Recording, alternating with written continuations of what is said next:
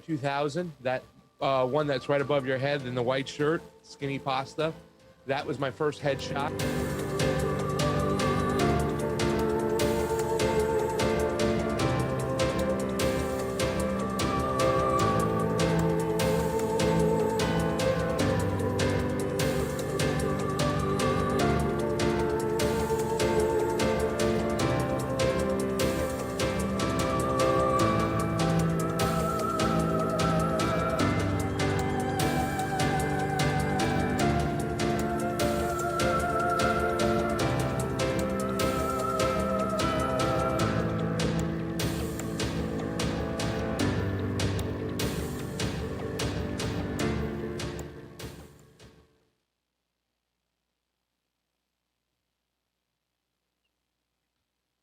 Welcome to another edition of To Hell and Back. Yay, we made it back finally, Pasta.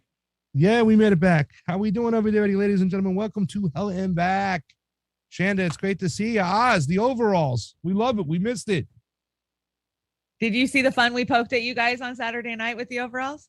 No, I did not. Oh my gosh, I'll clip it and send it to you. Yeah, I took a swing at you guys. I put you guys in overalls. It's really cute. Oh, we love overalls. I want to see Johnny Tsunami in overalls out in the Okay. about it in the rallies in the streets and see what response he gets when. Hey, dude, why are you wearing overalls?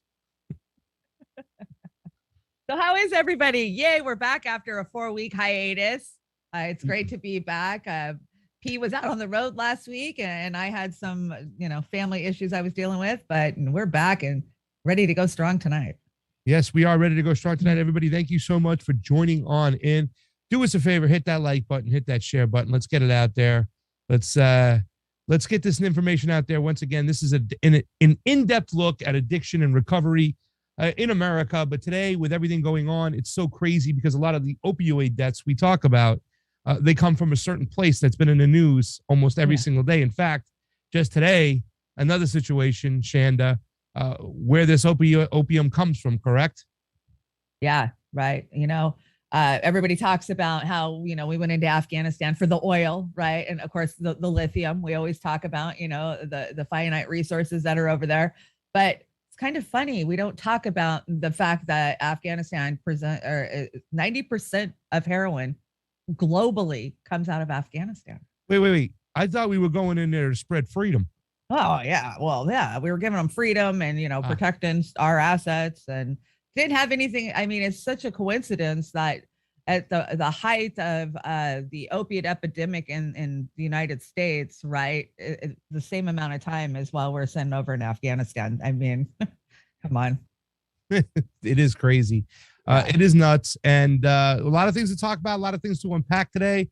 So why don't we just get it rolling? Anything else we got to talk about before we get this rolling? I have a new studio set up. So sorry, guys. I am all over the place. I don't know which way I'm looking. Everything's changed. So until I get it dialed in, I'm going to be a little crazy. Sorry. Well, my advice, just keep smiling, Chanda. Just keep smiling. That's what I'll do. So what do we got? Okay. So let's start out with opium production in Afghanistan. So Afghanistan has been the world's leading illicit drug producer since 2001. Afghanistan's opium poppy harvest, it produces more than 90% of illicit heroin globally and more than 85% of the European supply. More land is used for opium in Afghanistan than is used for coca cultivation in Latin America.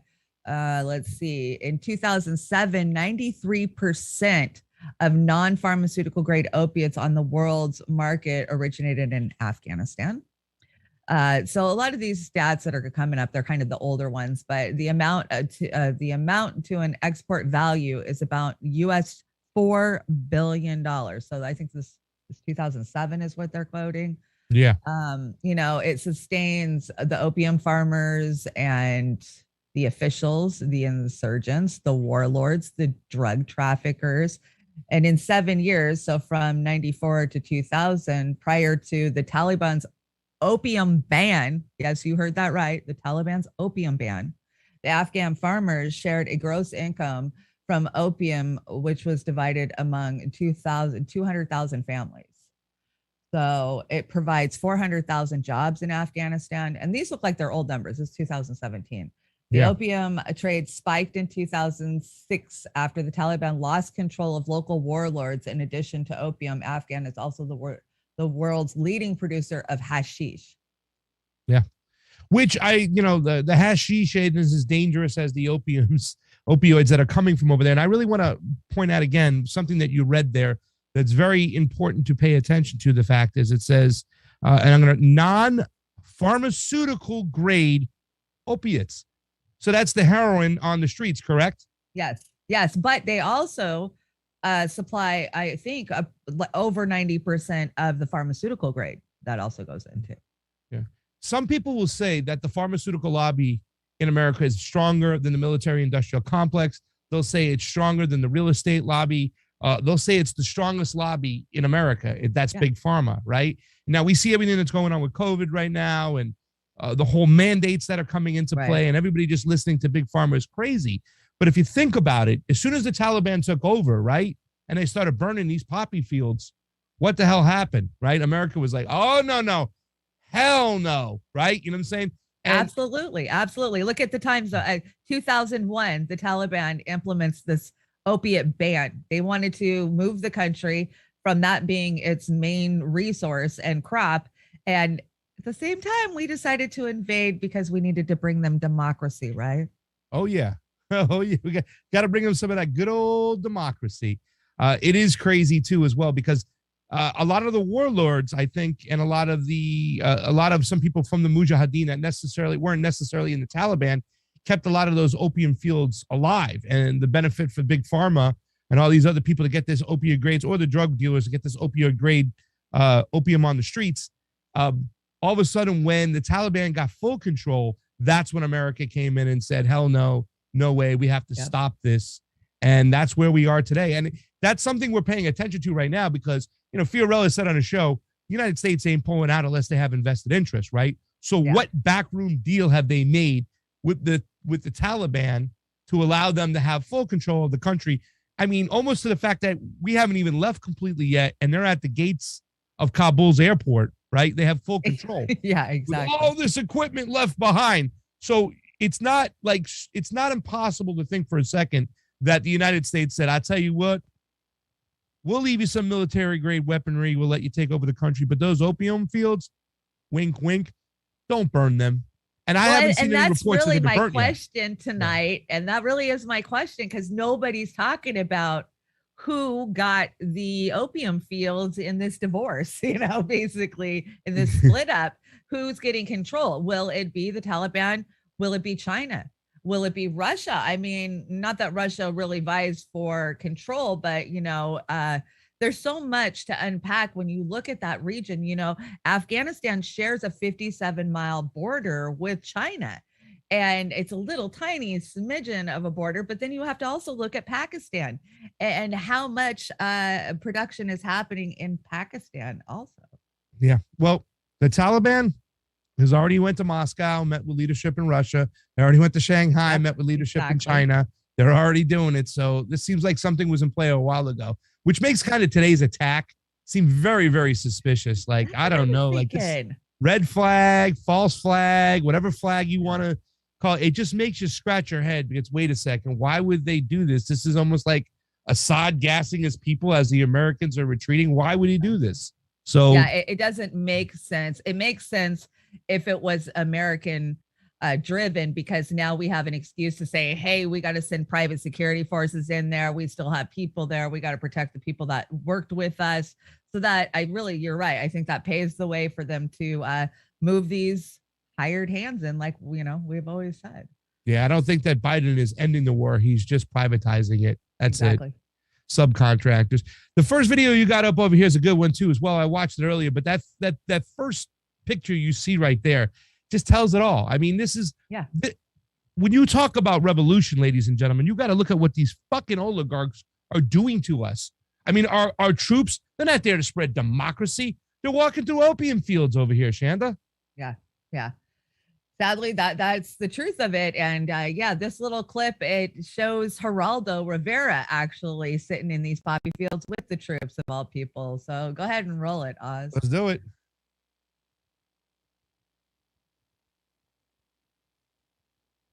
No, up one. Oh, is this it? Okay.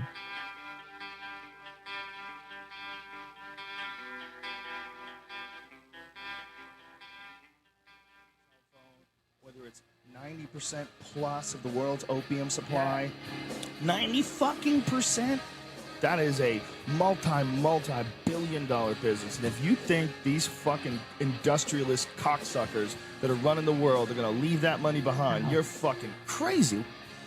Dude, they've got United States Army troops guarding Poppy Field. There's fucking so much heroin there. I mean, it's incredible. The fucking brother of the president of Afghanistan, his brother was selling heroin and getting paid by the CIA. I mean, god damn it. Heroin is absolutely addictive, okay? People who try heroin get hooked. Heroin is everywhere, okay? So you need to sell it. Someone's selling it. Who's selling it? I don't know, but 90% of it comes from this one place where we have to be to save our freedom. You can't criticize it, because if you criticize it, you're a shithead. You don't appreciate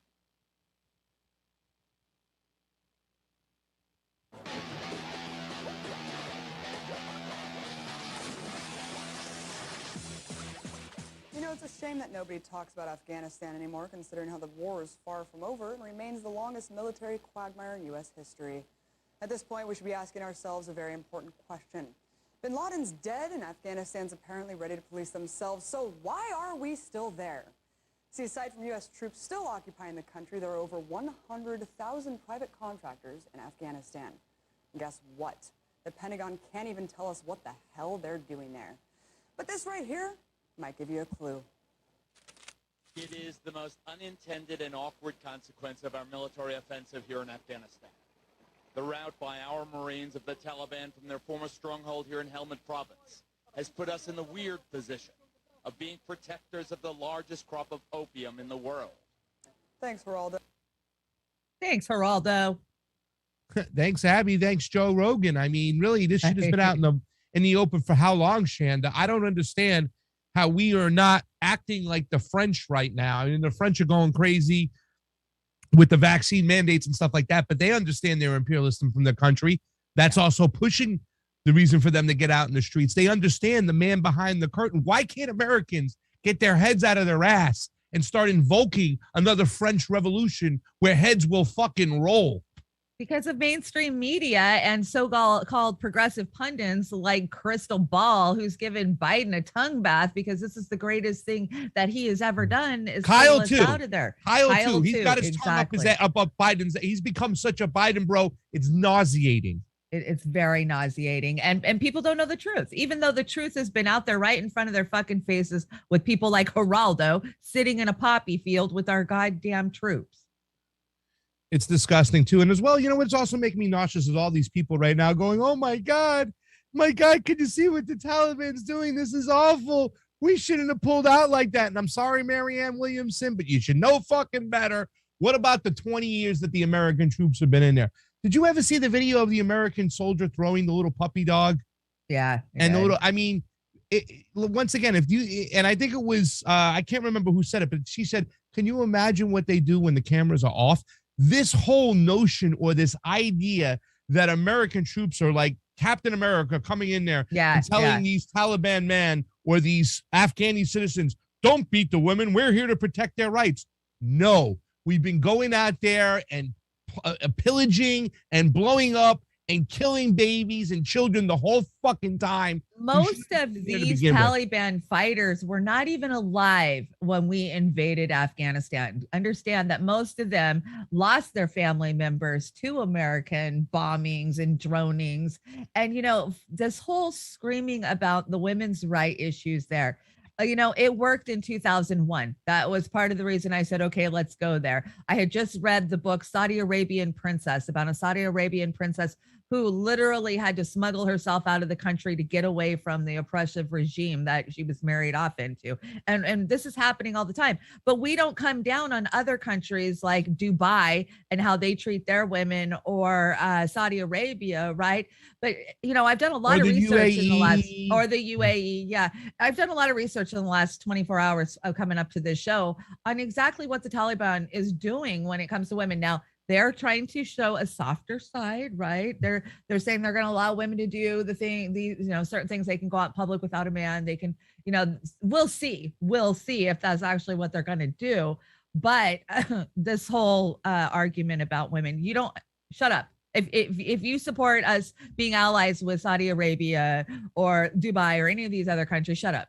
You're a hypocrite. Operation Mongoose, Operation Cyclone. You're talking about Jimmy Carter into fucking Reagan. Exactly. We supported and aided and weaponized the craziest jihadist motherfuckers in the Mujahideen, who are known for throwing acid on women's faces for having their veil fucking open, just because they were killing Russians. It's such a bullshit, hypocritical fucking mindset. And the American people and the left that calls us the dumb left, they're the real assholes. They need to take their heads out of their fucking asses. Yeah. Fired up today. What's the next video?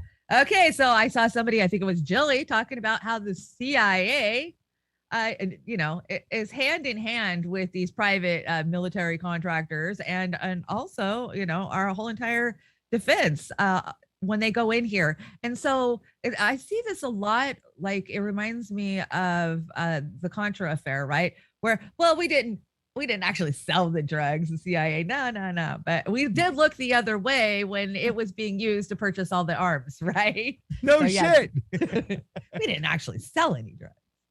That just tells you about the CIA. I mean, here's another thing. We have the abolish the CIA, to defund the Pentagon things. Everybody's like, oh, that's cute, that's funny and stuff. No, but for reals, at what point are we going to let this government within a government just fucking determine what we do geopolitically and how we just go over and piss and shit all around the fucking globe and make us look bad? Everybody says that Americans aren't the way that our government is, but it's time we start taking fucking control of our government, right? Because they are just out of control. And every single time you see one of these cucks like Biden, America vows to take revenge and hunt these people all over the globe. People, you can't see what they're fucking doing right now. They're manufacturing consent for, once again, to send poor people off to kill other poor people for rich men to fucking make them the gains and take all the resources for themselves. Enough is enough, and fuck the CIA. Yeah. Fuck the CIA. Go ahead and roll it, Oz.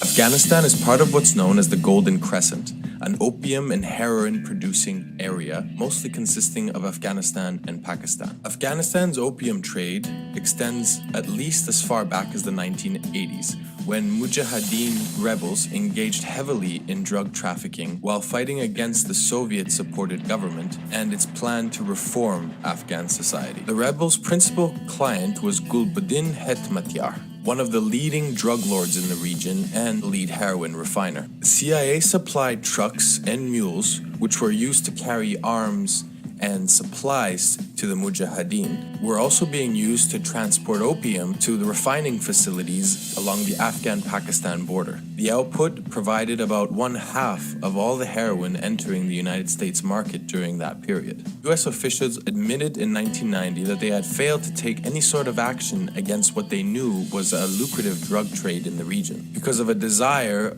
to not offend their Afghani and Pakistani allies. In 1993, a DEA officer called Afghanistan the New Colombia of the drug world.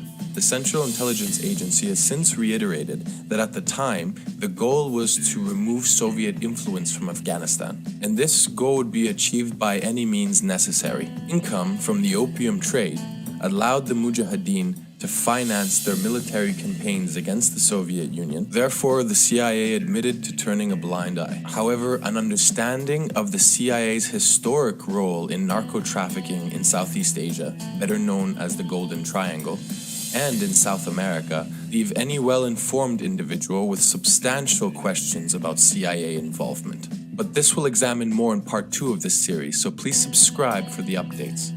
The success of the Mujahideen, backed by drug money, eventually led to the withdrawal of Soviet forces from Afghanistan. Significantly, a year prior to the US invasion in 2001, Afghan opium production plummeted, with the Taliban outright banning the crop. The UN even went as far as to acknowledge the success of this ban in 2001, a few days after the US invasion. In the October 2001 meeting of the General Assembly, it was stated that no other UN member country was able to implement such a scheme. Turning first to drug control, I had expected to concentrate my remarks on the implications of the Taliban's ban on opium poppy cultivation in areas under their control. This year's production around 185 tons. This is down from 3,300 tons last year. Is there any difference, Chanda, for what they did over there? And it's so fucking amazing. You see in 2001, that graph goes down to nothing. That was the year. Oh, we were in there faster than shit through a tin horn because they were fucking burning Americans, big businesses' interest, big farmers' interest over there, right? Yep. And is it any different than what we did over there that we did in South America with the Contras and the Sandinistas, which you just talked Absolutely about? not. What's the difference? Absolutely not. And they justify it for the same reasoning, because it could have allowed Soviet aggression in, right? That's always their justification. Communism, or it allows communism to get too close to the American empire. That's always their justification. So, oh God, I just want to start screaming from the top of my lungs every single fucking second of the way. It seems like that we're always playing catch up, and everybody's taking everything on a surface level mentality, trying to put band-aids over the solution.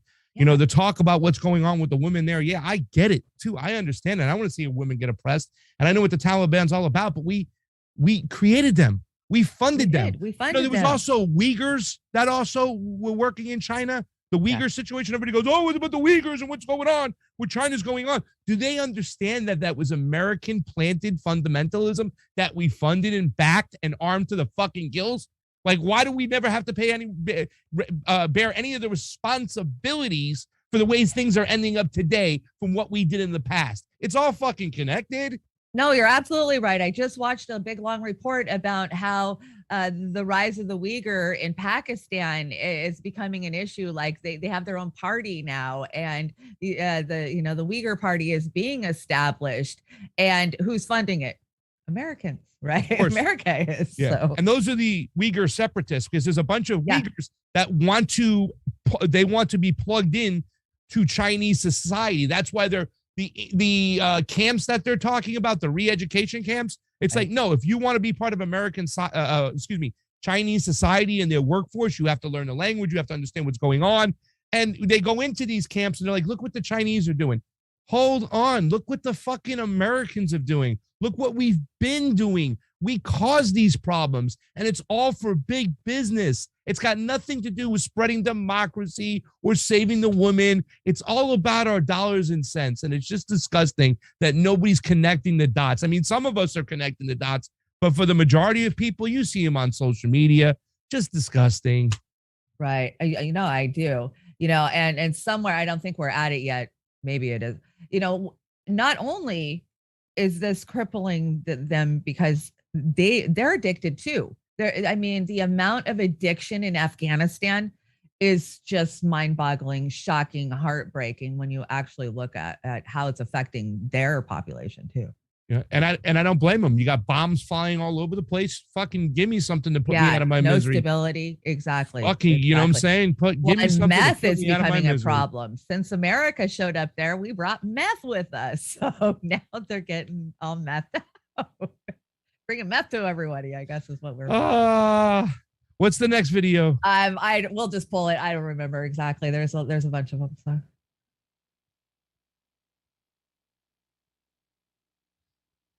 My name is Oz, and I have the old. Illicit drug production undermines rule of law. It fuels corruption. It discourages private investment. It undermines governance. It creates violence and instability. Oh, yeah, this shitbag. That's why I brought it. When the drug traffickers and the Taliban are collaborating, they collaborate effectively.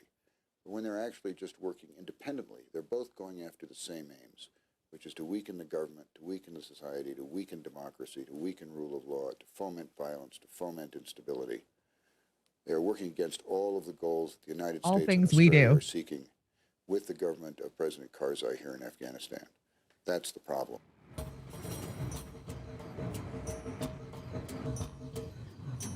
This is the main road from Kabul to the city of Jalalabad in Nangarhar province on the way to Pakistan.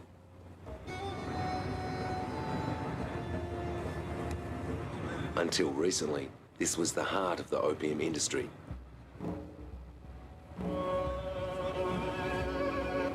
Both sides of the road would have been lined with opium poppies. But at least here, things have changed. This local TV footage shows the destruction of a small field of last year's opium crop in Nangarhar.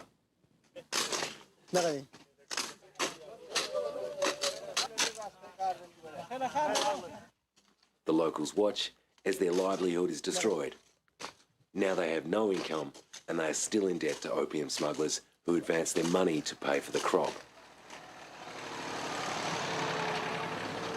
And they say compensation promised by America, fertiliser and seed for alternative crops, has simply not been delivered.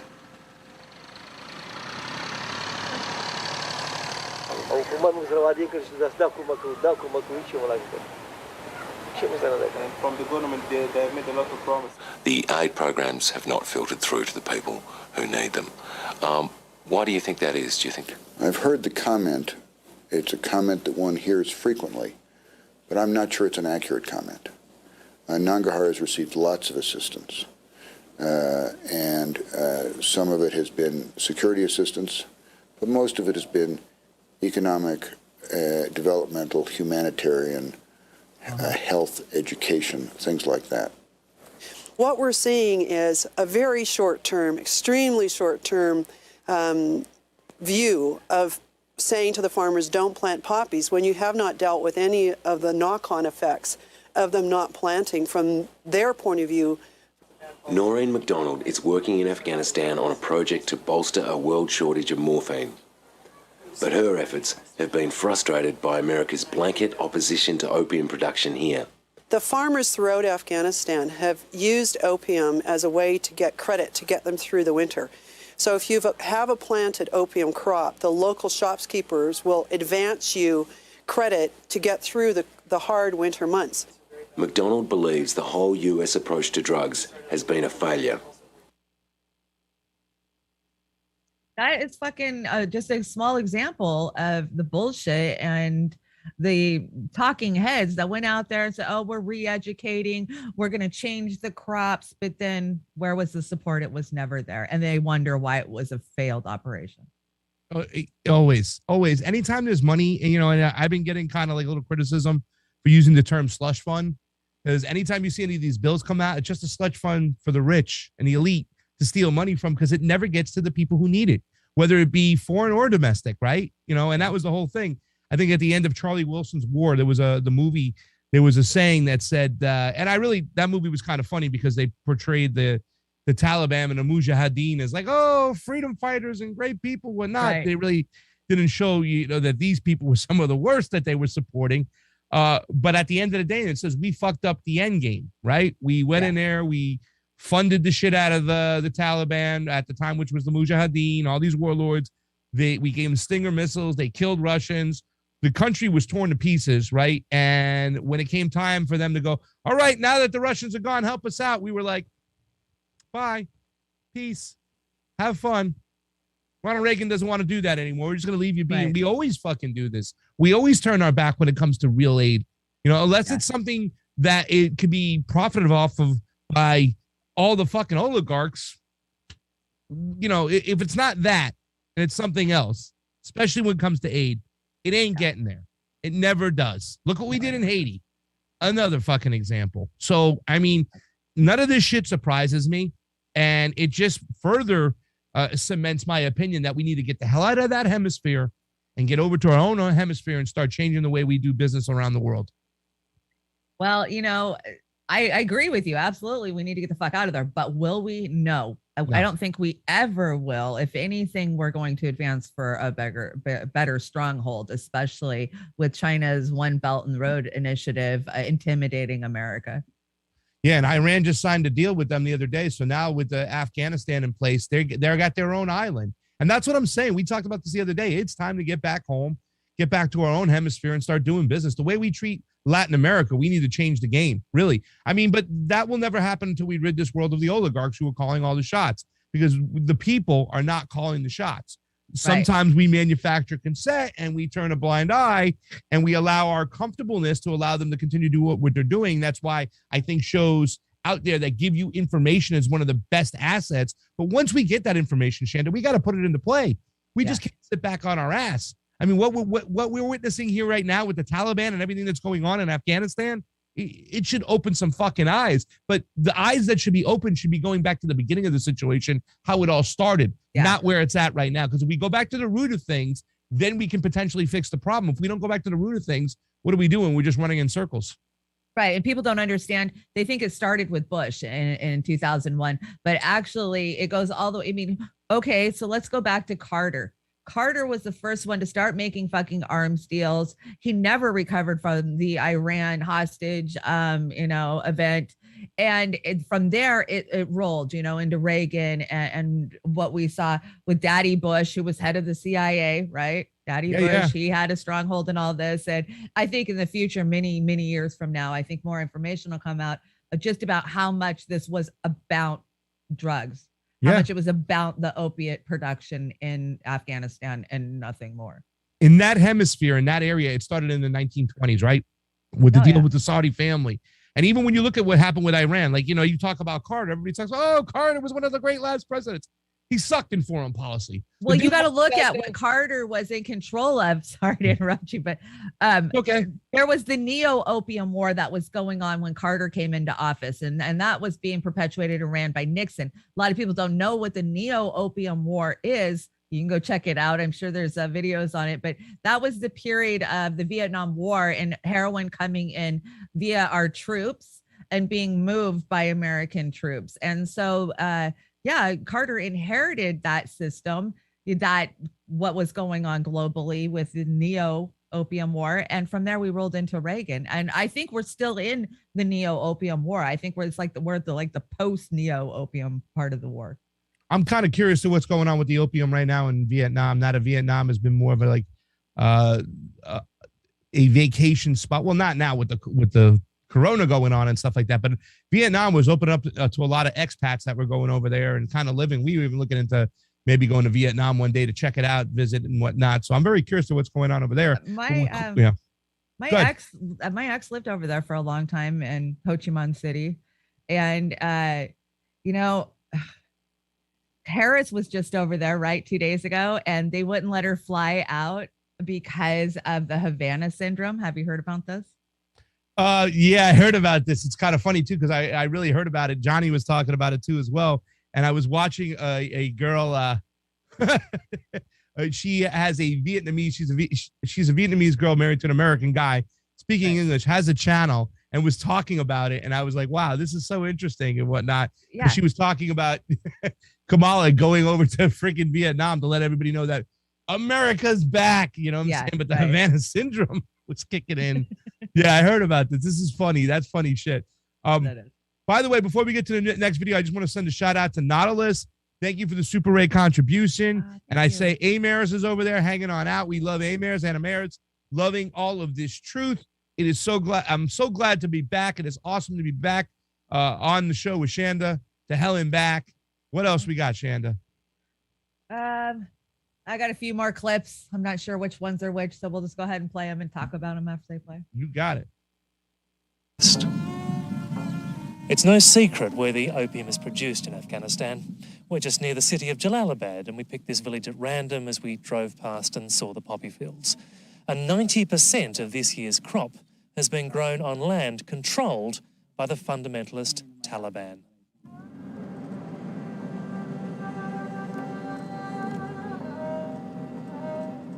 The Taliban are a secretive movement founded on religious fanaticism and spread by warfare. In less than 2 years, they have conquered most of Afghanistan, imposing strict tribal customs in the name of Allah. Their involvement in drugs and the extent to which it has helped their war is a story the Taliban are not happy to be shown. The mullahs who control the movement have banned television as un-Islamic. To be caught filming in Taliban strongholds is to risk beating or arrest. So most of this story has been filmed in secret. As we found at their army's front line, their fanatics don't hesitate to use violence.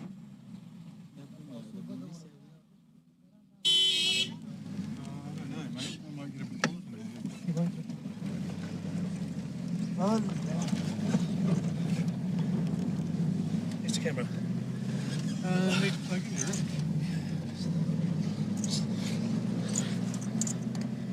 You are very crazy man.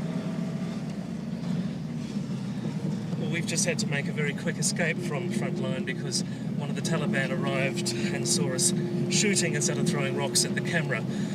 That is one un-Islamic practice that they are very strict about enforcing. But this is an acting clear breach of Islam they have allowed to flourish. More than 2,200 tons of opium crop have already been harvested. It will eventually produce more than 40% of the world's heroin. So I brought that as an example of how the Taliban, they love to say that they're against this, right? It's against their religious beliefs and the production of it, but they have profited immensely off of it over the last 20 years. Well, it's the only thing that can really fund their movement. They don't have a lot of other natural resources other than America. Yeah, I mean, and I think too, once again, that was one of the reasons too as well. I think that they were thrown out because I think they had, they had conflict within their own tribe about should the poppy field stay, should they not go. At one point, they were burning them, cutting them down. The next thing you know, they're using them for the trade. So, I mean, I guess there's a lot of conflict within their own organization on whether they should stay or go. And right. So we've established that in 2001, they put a ban out, which dramatically dropped the production of opium. But then America busted in the door and said, no, you can't do that. So now fast forward, that video was about 10 years old. And you could see that they were against it, but they were still using it to kind of fund their forces 10 years ago, on top of whatever they could weasel out of us, right? So now this next clip is from like 2 days ago. It's The Hill, so take it for what it's worth. But this is how wealthy that they've gotten over the last 10 years.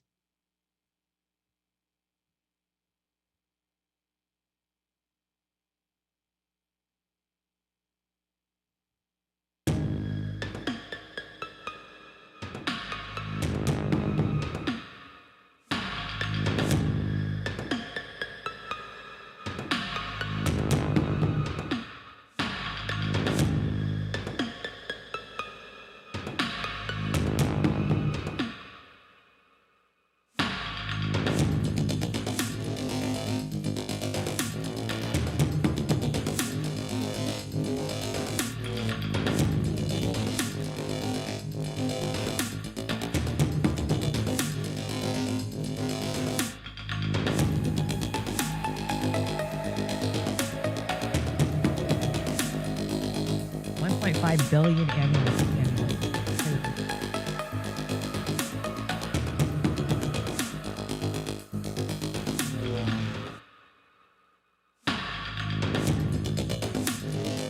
The key sources of income are drug trafficking, poppy production, extortion, kidnapping, ransom, mineral exploitation, and donations from wealthy donors and non-government officials. Yeah.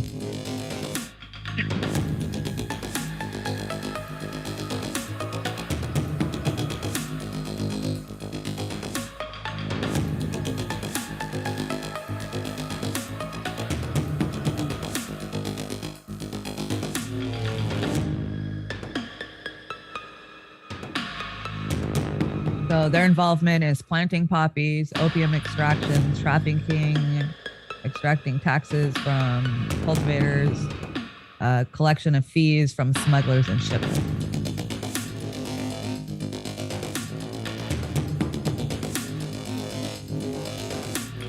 We spent $8 billion to deprive them from their drug revenues. $8 billion. That's crazy. It's estimated that America spent $8 billion to try to stop them from collecting money from opium. That's bullshit. Once again, Yeah, that's the right. slush fund that's just going into certain people's pockets. A lot of the opium fields were not even controlled by the Taliban for the last 20 years. In fact, they were in the areas there's a where lot the of government warlords. controlled them. Yeah, Yeah, right. yeah. So there's a lot of warlords and other people, whatnot. So I think they're trying to change the turn the tables right now. It's really hard to get a grasp on what is true, what is false, what is real, what is not. Because as the Taliban were burning those fields, we were saying hell no and going in there. Now it's, now they're like, oh, look at the Taliban. They're making money off it. And I'm sure, there are some factions of the Taliban that were like, listen, we got no choice but to make the money off these poppy fields. Same thing with us, right? Yeah. The poor underclass of America, we, that are selling and using. It's not like they wanted to. So Afghanistan, this is a little look at how the drug epidemic is there. I mean, their people are addicted too. Oh, this is something new for me. Once the ancient gateway between the East and the West. Today, it's at the heart of a deadly trade in narcotics.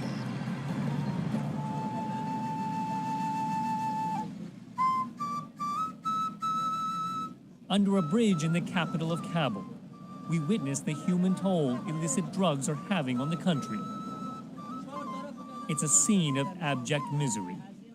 While heroin is grown and produced here and is mostly trafficked out of the country, increasingly Afghans themselves are falling prey to it.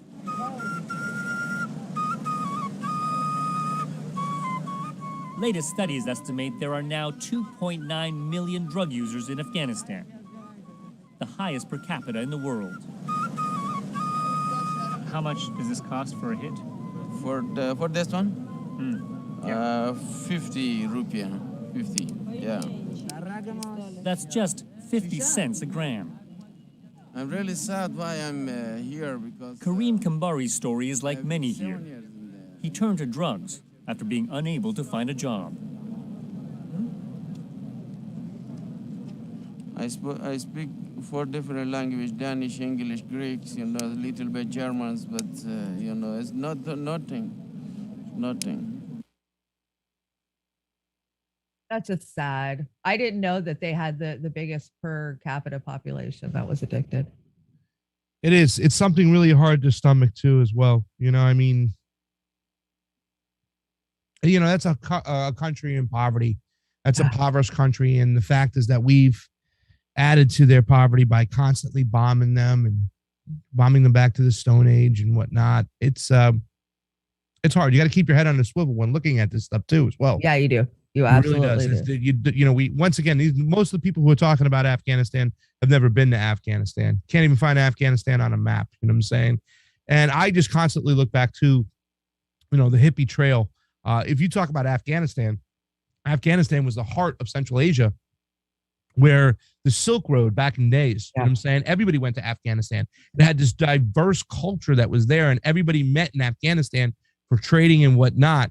And in the 60s, the hippies used to go there because the hashish was legal and stuff, and it was just open. And I know it was a monarch and there were people who were oppressed and everything, but the way we threw gasoline on the fire in Afghanistan and where they are today, where they once were, I mean, we have to take accountability as an empire for what we've done. But once again, to know the truth and to understand the truth, it's really hard to even find the truth because everything is just so crazy over there. And that's what war does. That's what war, produces. So. Absolutely. And now we've brought meth. I didn't bring that report. I should have added that one. But yeah, meth is an epidemic there now too. So. Well, as people are falling asleep, you got to find a way to wake them up, right? As they get right. You got no home to go home to. I guess you want to stay awake, right? And didn't we see a sample size of that? We talked to those ladies in Georgia, North Georgia, right? What did he get hooked on? I did meth and I was doing heroin. I was doing opioids and I do a little opioid here. I do a little meth over here, whatnot. It's the same cycle. And it's taking place where? In Afghanistan, in fucking Afghanistan. The same cycle is taking place. And this is what you do when you keep people poor and desperate. They turn to drugs because they just want to forget, right? Life is so hard. Well, give me something to help forget it. And if something's slowing me down, give me something to pick up so I can stay within the the confines of life and keep going, you know? Yeah. Yeah. So let's see. I've got a tweet from Lee Camp. It says, as mainstream media attacks blown away at home, easily the Taliban take how fat. Let me try again. As the mainstream media acts blown away at how easily the Taliban takes back Afghanistan, none of them seem to want to mention the two of the Taliban's biggest income streams for the last 20 years have been payments from the U.S. and opium. And he put this out days ago. I was like, hell yeah, at least somebody's talking about it, because nobody's talking about the opium production in Afghanistan. Because you know what? In this particular situation, you know, we talk about the payments from the U.S. government. They're the ones who are also, you know what I'm saying, doling out the cash for the majority of the opium that's going to come to the United States. You know, we act like we're over there doing stuff for freedom and democracy, but yet it's all about business. It's all about dollars and cents. And it's not, and none of this business, we talk about the opium trade, we talk about, you know, the U.S. government being involved. None of it is going to benefit the poor people in Afghanistan. And none of it's going to, benefit the poor people in the United States where it's ending up. In fact, it's a deterrent. It's what's killing the poor people in both countries. Rich men making money off the backs and the blood off the poor people in Afghanistan and the United States. Right. Roll it. Roll it. So this is China's involvement. This is the speculation on what China is going to have involved in Afghanistan. You got to say it the right way, though. China. China. China. China. China.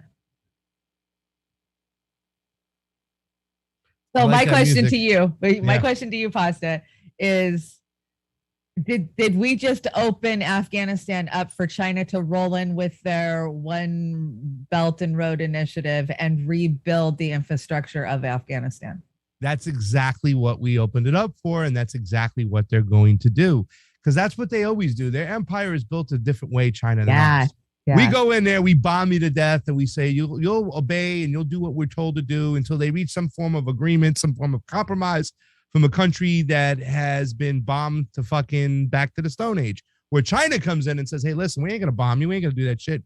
We're gonna build your infrastructure. We just want you to play by our rules and do our things." And that's how they incorporate and build their empire, by infrastructure. We're going to come and build you shit. We're going to give you right now, 1/3 of Afghanistan has electricity. 1/3, right? We've been there for 21 years. And I love the way fucking Biden comes rolling out the other day, says it was never about nation building. It was about getting those who attacked us. Well, that's what they always said it was about. I know, right? And then I have videos of him talking about nation building with our allies. Fucking liar. Yeah. We got the guys who got us, who supposedly, you know, got us years and years ago, Osama bin Laden and whatnot and stuff. But they come in and they have a different form of nation building. We spent $2.2 trillion in Afghanistan, and 1/3 of the country has electricity. Well, you better believe, when you talk about the infrastructure of the United States, the way it's falling apart, I'm sure by you, Chanda, the roads have potholes. It's terrible. The bridges. Yeah. You look at China, and their infrastructure is amazing. It's like a futuristic city. Shit, in Azerbaijan, they got a fucking high-speed rail and shit in Azerbaijan. And we have shit. And what do? This is what they do. They offer up their services as far as infrastructure, and that's how they get people to go along. Because if I'm a state nation where I'm bombed back to the Stone Age, I'm going to say, hell yeah, China, come in. And what do you want us to do? You mean you're going to build shit rather than blow up shit? Right. Let's do it. So who gets the opium in all of this, in the fallout? Who gets control of it? The U.S.? Do we retain it? Does the Taliban take it over? Or does China or some other outside influence like Russia come in and take it? You know, I'd like to know the answer to that. And I wish I really did have it, but it does. Once again, like Fiorella said the other day, we're not leaving unless we have invested interest, right? Unless a deal has been made, you know, and the United States has always been that way. You know, we spread our democracy through the way of bombing people, right? And that's our business. War is our business. But at what point do we say that we just have overextended ourselves? We can't do this any longer. You know what I'm saying? It's hurting the fucking empire. It's costly. We're losing lives. If we keep doing this, the people are going to turn on us. Or does it just come to a point where China and Afghanistan say, hey, listen, we make a deal with you. Well, for 10 years, we'll give you these opium fields. You take care of them. You do what you want to do. Just let us go in there and you pull your troops out. We don't know. We never know what's happening behind closed doors. We don't even know if it's nation states, oligarchs, what's going on. I fear that it's no longer about nation states, that it's oligarchs who are pulling the strings on both ends, but we don't know. You know, yeah, absolutely, it is. And this the central banks don't give a shit because they make money either way, right? Yeah. At the end of the day, it doesn't make a difference. Whatever happens over there, whatever happens here, nothing will change until the United States rids itself of the oligarchs of the West. They're the cause of the problem. They don't care. We're nothing but lab rats to them. In fact, we're a nuisance to them, the plebs, and nothing will change until we get rid of them. And once we get rid of them, we can get in a room and decide what we got to do and how we're going to lead our country and everything, and how we're going to call the shots. But nothing will change until they are gone, because at the end of the day, they are the ones pulling the strings. Whether it be China coming in, United States, Britain, France, it doesn't make a difference. We have a bunch of asshole oligarchs running this fucking country, and we need to fucking get rid of them, because God only knows what's going on over there. And they don't give a shit about bombing babies. They don't care. No, God, no, they don't. That's the first thing from their mind. But so don't get totally focused on Afghanistan. Keep your eye on DC. A magician always distracts his audience. And, what we saw, the Bernie's infrastructure bill, his socialism bill get passed this week. Oh, God. Through the House anyways, right? By the way, that's Burgess Meredith. That was my grandfather's favorite actor. He played the Penguin in the Batman TV show. He was most known for playing Mickey in Rocky. He was in this movie called Winterset, where he played a wise guy. But this is Grumpier Old Man, the second one. And my favorite quote from this movie is a quote I use often in life, is when his son goes, who was played by Jack Lemmon, "Oh, Dad, I really wish you'd switch to the filters, would you?" He goes, "Well, you can wish in one hand and crap in the other and see which one gets filled first." Yeah, that's the way it is in life. So we can't talk about this without talking about PTSD and what has happened to the men and women servicemen that we've sent to Afghanistan, right? Yes. And this, once again, this is 2017 in those stats. It says the veteran PTSD and opioid addiction statistics. Now I think we're up to, somebody said the number could be around 24 a day. But for many years it was 22 push-ups for 22 days is what we used to do, was the challenge to honor the 22 veterans that kill themselves every day, pulling a gun, blowing their brains out half the time because they are suffering from PTSD and they are addicted to opioids. Because what do? You come back, a lot of veterans have pains, they were injured, whatnot, but also we're talking mental pain. They turn to opioids, and it says 1 in 15 veterans have substance abuse disorder. And I think that number has gotten even bigger now. I think it's like 1 in 10. 31% of the Vietnam vets suffer from PTSD. 20% of the vets from Afghanistan, Iraq have PTSD, and 20% of the vets from addiction to opioids or other drugs. And it's killing them. And I think it's so fucking ironic, Chanda, that a lot of the drugs that are killing them were coming from the area that forced them to have PTSD, to do things that they didn't want to do, just unthinkable, disgusting things that they were forced to do by our military in a native country, in another country like Afghanistan. And it's come back to haunt us. And it's just frightening. And it's kind of crazy when you think about the opioids are coming from the area which caused them their PTSD, which we should have never been in the first place. But like we've talked about since the very beginning of this show, all wars are rooted in drugs one way or another. And opium has just through the centuries are now, 3 centuries, we've been going back and forth from civilization to civilization, warring over opium. And the end result is always going to be addiction and death for, everyday people. And it really is heartbreaking. You're so right. I know so many servicemen who came back, and you're right. They have PTSD, they have pains from whatever injuries. And then of course, the first thing that they do is hand them an opiate script, and the 22 a day, that foundation is doing amazing work, or I don't know, I think they're just a nonprofit, but the fact that they're trying to introduce alternatives like marijuana to these vets to help them, get off of the opiates and get off the drugs.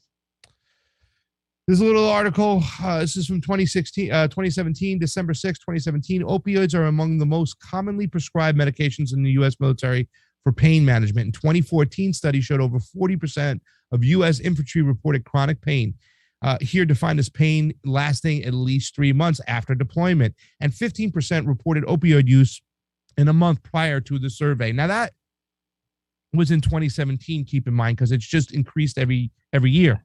After combat deployment, soldiers report greater rates of both chronic pain and opioid use than does the civilian population. And that's something that's interesting to also point out now too as well, because the suicide death for ex-military veterans is twice the amount of the normal suicide deaths of non-military civilians in America. And that number has been increasing. So you can just imagine, now you come back, you're broken, you're addicted to opioids, you don't know what to do, you can't deal with the PTSD, right?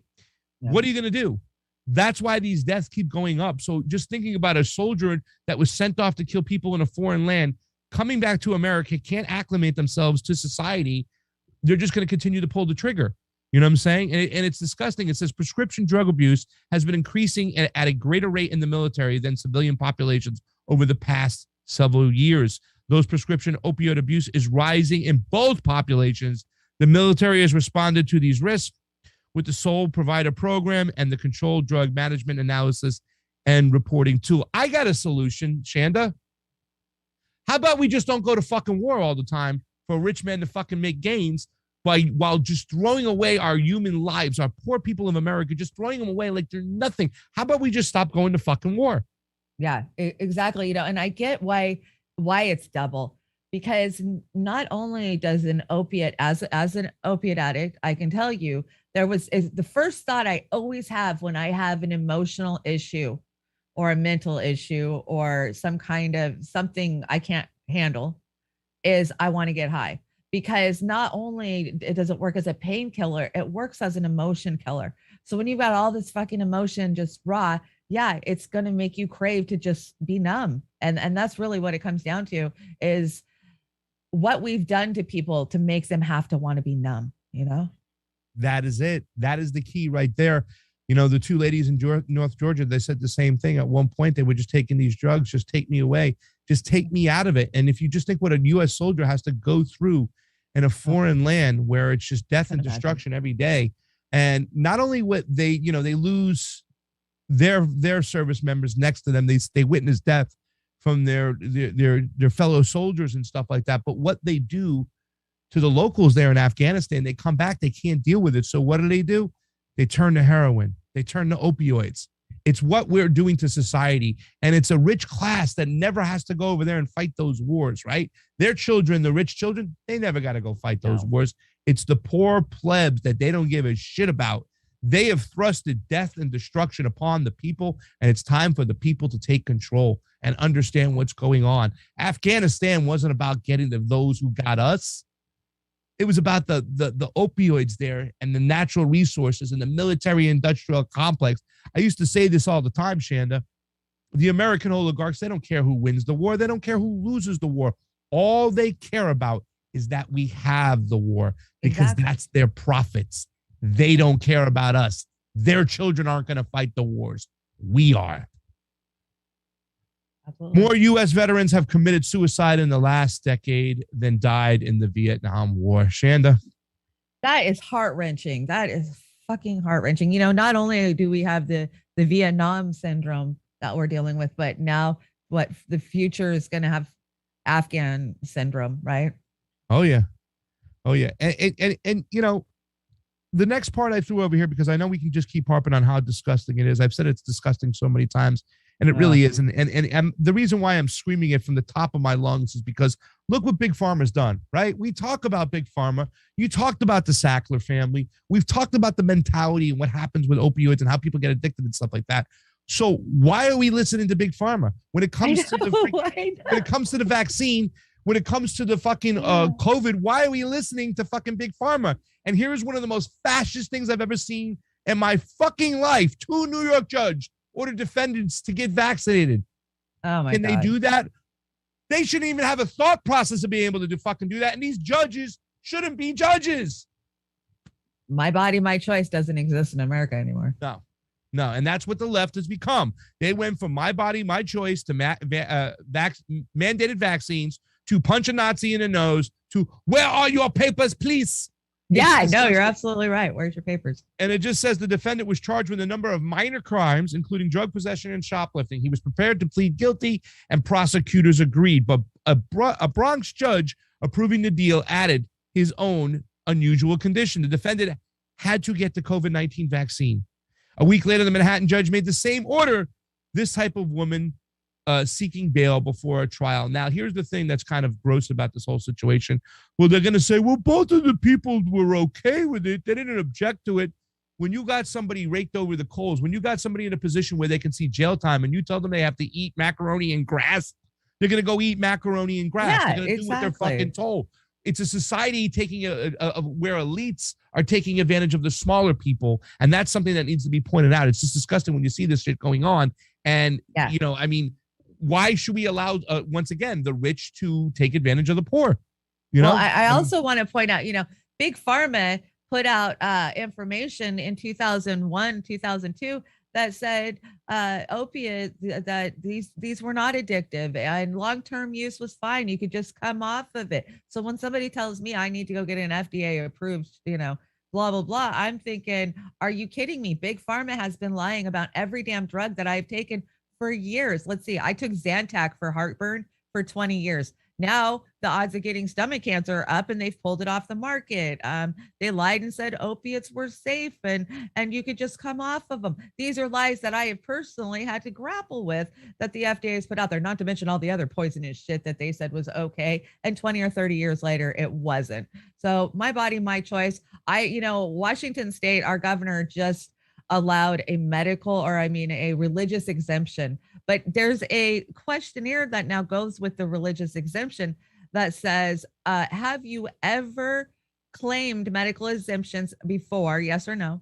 And if so, have you ever taken medical attention or received medical attention from any kind of Western medicine? So basically, if you've ever taken a shot before, then you're not going to get the medical or the religious exemption because you're just using that to get out of it this time. But what if you became, after you had your last shot, that's when you found that religion? Exactly. I'm like, what fucking business is it theirs? If they say they don't want to because of their religion, they shouldn't have to. Remember, that's what America's fucking built on. Yeah. We wouldn't even have this show. We wouldn't be doing the show today if it wasn't for what Big Pharma has done to this country and what they continue to do. And the fact they're trying to force these vaccines on people and people are buying it. Some of those people on the left, they are really, really fucking. I mean, right now they need to look in the fucking mirror. Some of these people right now, and a lot of them out of my left and right. Like, I don't know about you. This is the one where I'm saying, no, you're not awake. You're not understanding the authoritarian slippery slope that you're on and what you're begging for. You know, as a Jew who grew up listening to those stories, you know, my great aunt had the number on her arm. Like, no, would I ever give consent for you to tell me what to put in my body? Never. Yeah. By the way, we have some love from Jim Garrison, who says you can wish in one hand and crap in the other. See which one gets filled up first. That's thank you, Jim Garrison and JVB. Thank you so much for the Super Ray contribution. Always appreciated to hell and back.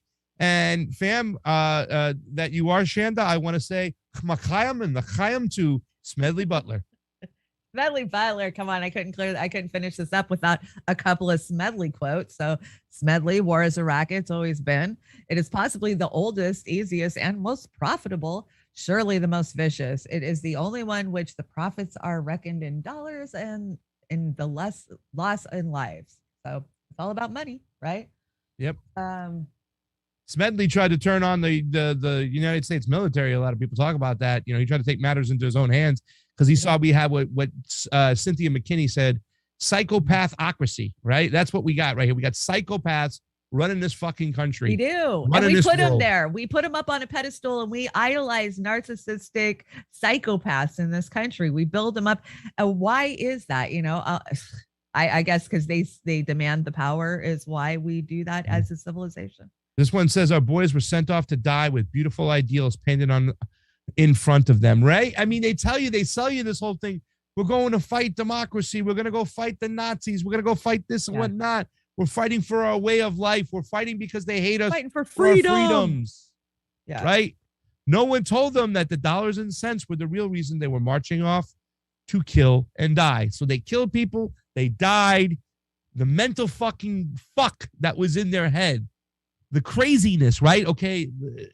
I mean, the racket of war, and we're still fucking falling for the old tricks. You got Joe Biden going on there and people putting their nose so far up Joe Biden's ass. We talked about it. Well, this guy has been for every single fucking war out there and didn't give a damn. And he exploits his son's death and he exploits his soldier's death. They don't give a shit. These people are crazy. They need to fucking go. The whole system needs to go. Oh, no shit. Well, the system is propped up and run by rich oligarchic psychopaths. And those, like I said, everybody talks about what system we need to go with. Oh, socialism, capitalism. No. It doesn't make a difference what ism there is.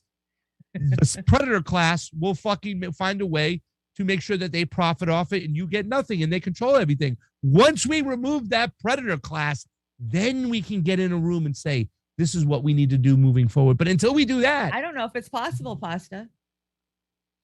Well, I've been watching, I love history. So if I'm not working, I'm watching something involving history. And you go back to like 700 AD, right?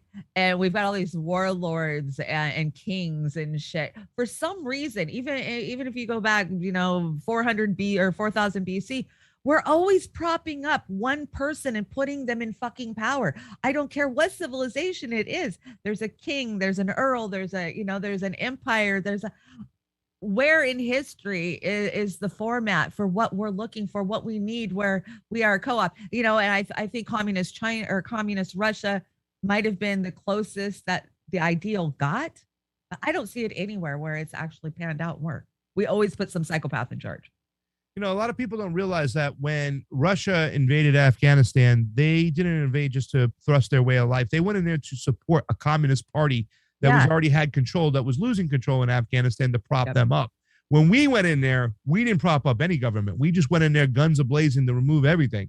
But one of the things that was said is when the Russian government was going in there is they were there for the equality of women because they didn't like a way that a lot of the women were treated and they wanted to present a communist society where, they can promote equality for women. Well, our actions were completely counteractive of that. And we supported, once again, the Mujahideen who didn't give a shit about women. And look where they are today. Yeah, absolutely. I really, watching all the videos that I watched today, I watched one video where I can't remember what news it was, but they were kind of following the Taliban around. And this was like 3 or 4 months ago. And they were doing a sentencing of a guy who had stole the sheep. So, right, they go back to Sharican and Muslim law is where they base their punishment, their laws on, right? It's all Sharican law. And so they say, well, you get caught stealing, we're going to cut off an arm. And the woman, the reporter, she asked, if you guys were allowed to be in control again, would you bring back stoning? Because that was a big thing. They were stoning women, right? Like, oh, you're an adulteress, we're going to stone you. And so I guess we'll just have to wait and see in the next few months just how the Taliban is being for women. They're supposed to be softer. They're going to be easier and gentler. I think they just got new marketing. Right. A new marketing exactly. team We told over them, there. hey, this is what you got to say. This is what you got to say. You got to But say at that. the end of the day, these are the people that we propped up just because they were killing Russians. We didn't care. And it's really fucking hypocritical of you right now. United States government, hypocritical. I said hypocritical. It's hypocritical, uber hypocritical to sit there and turn around and say, well, look at the way they're treating women. We need to stop this. You didn't give two shits when you were fucking arming them to the team when they were throwing acid on women's faces for their veil going down just because they were killing Russians. You didn't give a damn there. I mean, the worst. Our government is the fucking worst. Yeah. We won't even get into all the other countries that we support that have atrocities against women. But today is National Women's Equality Day in the U.S. August 26th, the U.S. Congress passed the 19th Amendment to the Constitution, granting women full and equal voting rights on this day in 1920. Roar Media, we put a lot of emphasis on women in independent media. This is our Women in Independent Media logo. So whenever you see this, know a strong woman was working on it. Well, you know what I always say about Roar Media and their whole messaging? It's not the fact that they promote women. It's the fact they promote the right women. You, Amber, I mean, I love you guys. Hunter, did you see Hunter's premiere last night? Hunter Carranza, right? Going right into the Fair Use Act. She knows how to get to my heart quickly. She did, right. Boom, she was right in there. Just right in there. First show, love her, Hunter. So, I mean, a lot of great women out there too as well. Want to send a special shout out to Savage Joy. Savvy Sabs. Your interview with Savvy Sabs was awesome. Cynthia McKinney. If you haven't watched Combo Couch's interview with Cynthia McKinney, it's a must.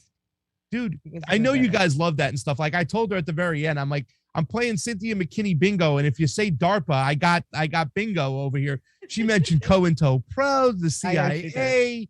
She even said the words, I almost teared up, proprietary software. I was like, thank you, Cynthia. Thank you for saying the words that aren't being said by anybody. We need to eliminate proprietary software. Yeah, we have very few complete treasures in the little space that we're in. Cynthia McKinney is definitely one of them. Last of the Mohicans. Last one to really stand up to the government and say, F you. Want a fucking independent investigation on 9/11? Want an independent investigation on many other things? Was not afraid to call out what was going on in Israel. She wasn't afraid to call out what was going on with elections. She even looked at geoengineering, I believe. I haven't even talked to her about that stuff yet. You know what I'm saying? The woman was not afraid to look at everything. And she was also understanding what COINTELPRO was doing within our society, how they were actually not afraid to kill their own citizens at this point in the United States government with the CIA. They didn't care. And that's what people have to understand. They don't give a shit about you. I think George Carlin said it a long time ago. They don't give a fuck about you. They don't give a fuck about you. And until we get rid of these psychopaths, nothing is going to change. So stop kissing their ass and start saying it out loud. It's time for these people to go. Bye-bye. What do we got over here? Let's see. I think that I'm wrapped up with my story time. What do we got here? Oh, to contact us if you have a story idea or you want to tell us your story, you can reach us at tohellandbackoutreach@gmail.com.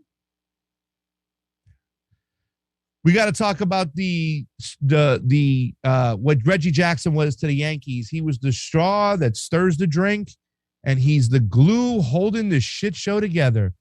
Cannabis and Oz, literally. Cannabis and Oz, yeah. Cannabis and Oz. Cannabis and Oz hold this shit show together for sure. Got to send a special shout out to Leo the dog. Hold on. Hey, Leo. Let me get the thing because Leo supposedly comes running to the screen. Aw. That's our little dog Leo from Lucky Burrito. Thanks, Lucky Burrito. Live. Yeah, that's Hopefully cute. Leo's watching. Oz, let everybody hear your beautiful voice and tell us what you're playing us out with today. Well, I don't know. Can you hear my beautiful voice? Yeah. Oh, I can just see the overalls. Yeah, this was Chanda picked this one out. Did. CCR Revival, Fortunate Son.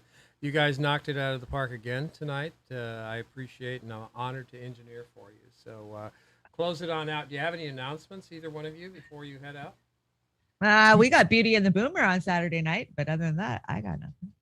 Tomorrow we have Mad Max coming on the show. Max Blumenthal is going to come on the show and talk to us. We're going to probably be on Rockfin only, so make sure you get over to Rockfin, ROKFIN. We almost got 40 people watching tonight. We want to get that number up, guys, so make sure you hit the thumbs up button. Make sure you hit the share button. Shanda put out the information. You got any stories, anything you want to hear or talk about, please let us know. You know, we want to share these stories. We want to bring this to life of what's going on. It's kind of hard, really, to tell you the truth, Chanda. I talked to a lot of family members about this, and they still believe in that old Nancy Reagan way. Well, why can't they just say no? You know, we've been trying to show how this epidemic has hit Americans and what it's doing to us, and that number is growing. The number of deaths from opioid deaths, it keeps continuing to grow. So it's a situation where we have to look to our fellow citizen, our fellow human, and extend a hand, understand, listen, learn, tell these stories, get it out there. And really, I mean, you guys talk about Medicare for all the time, right? You guys are big proponents of Medicare for all. That's one of your biggest issues that you guys push. Well, Medicare for all is not just about taking a pill and getting better. It's also about mental health, right? We need to help Americans with their mental health, and Medicare for all will be an instant jolt and an instant fix to this epidemic right here that's killing so many people. So please support us, support Medicare for all. That's the only announcement I have to make, guys. So, well, you guys, do we have a Brave New Future tomorrow night, Oz? That would be negative. Next thing we got coming up is Beauty and the Boomer on Saturday night. Okay, well then I will see you on Saturday night and possibly we'll see you tomorrow over on the Combo Couch. Love you guys. Thank you for watching. Share it. Thanks for joining. CCC.